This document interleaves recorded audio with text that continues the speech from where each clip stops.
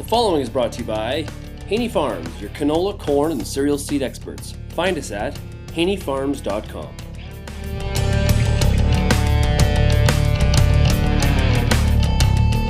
We're here today on RealAgriculture.com with Jolene Brown. Jolene, introduce yourself. I am a professional speaker and farmer from West Branch, Iowa, and had the chance to travel not just in North America, but countries beyond, and I'm just tickled to be here today in Lethbridge.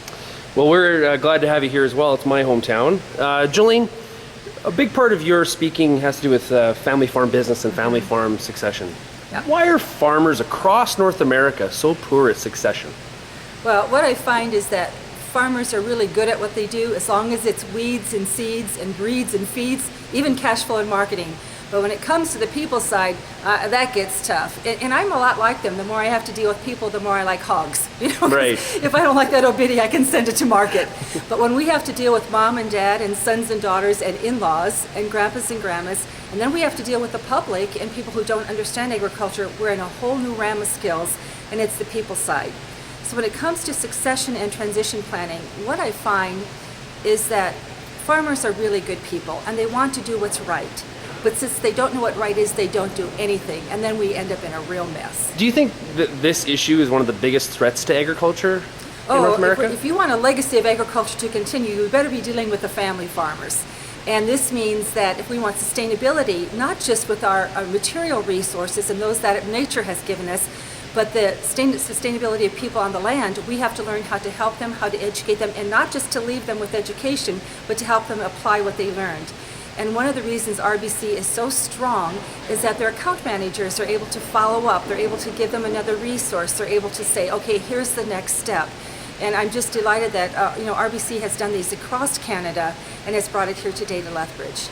So I have a family story of a grandfather that did exactly what you said, did nothing, right? But we're going to study the issue, we're going to talk about it. I have friends that are going through the same thing. How do we break that trend? Like, what are some of the things that you think people need to do today? Well, it all has to start with the people who own the assets. And I just ask them one question. I say, do you really want this legacy to continue? And I don't let them go, well, we'll see, or only if we do this. I just want a yes or a no. And you don't have to answer me right now, but within 5 minutes, I want an answer, a yes or a no. But is that the farm's legacy or their legacy?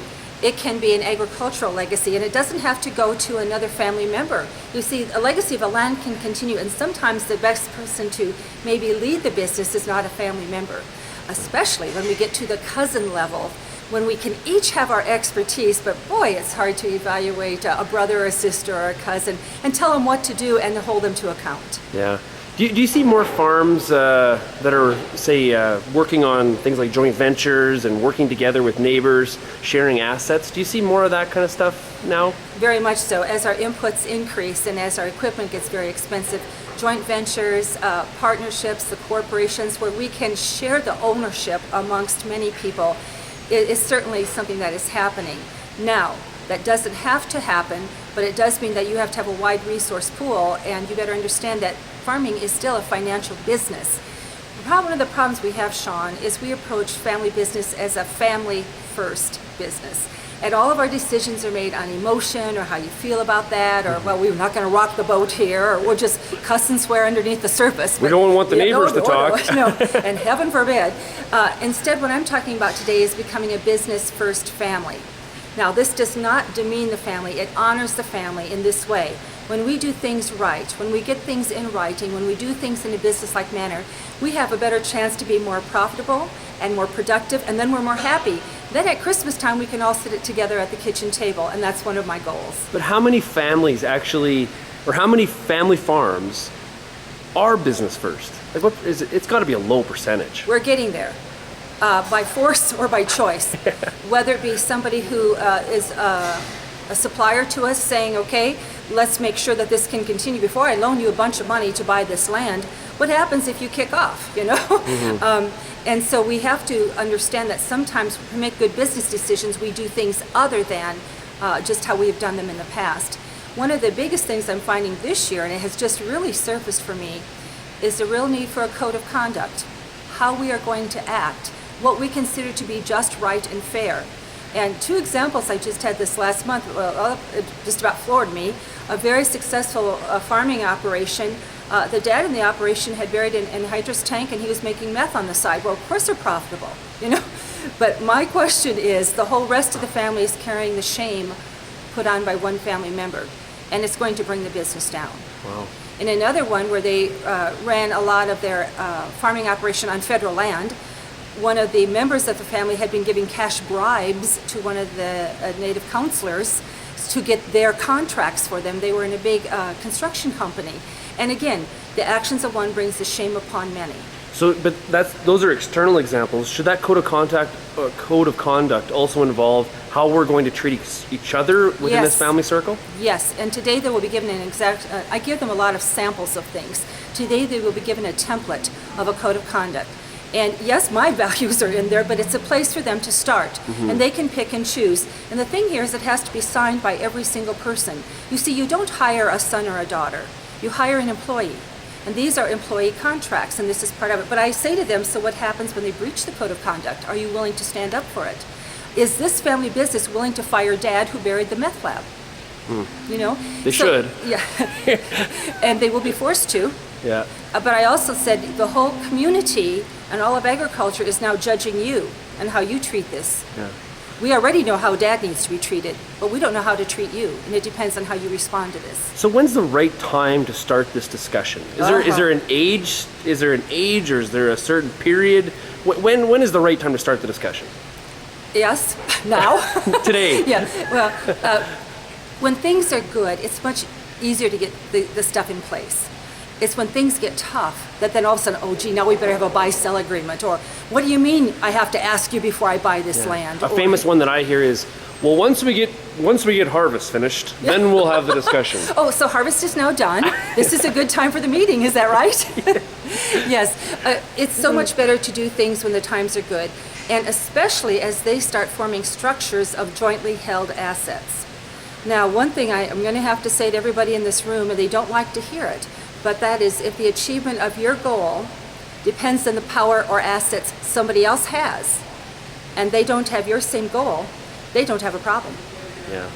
So here's the next generation wanting to come in. Well, if mom and dad would just do this, and yes, we want this done, but who has the power here? Now, if mom and dad or the owners of the assets had said, yes, they want the business to continue, then a gauntlet, my way or no way, is not one of the options. Yeah, I know several situations where where the assets are still all in the parents.